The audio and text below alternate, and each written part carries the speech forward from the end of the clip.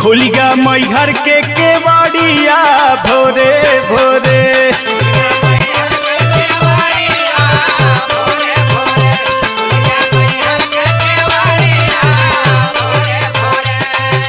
सूर सटी मोर मतवा तो से दूनो जोड़ी हथवा सथवा छोड़ी जिन महतारिया भोरे भोरे।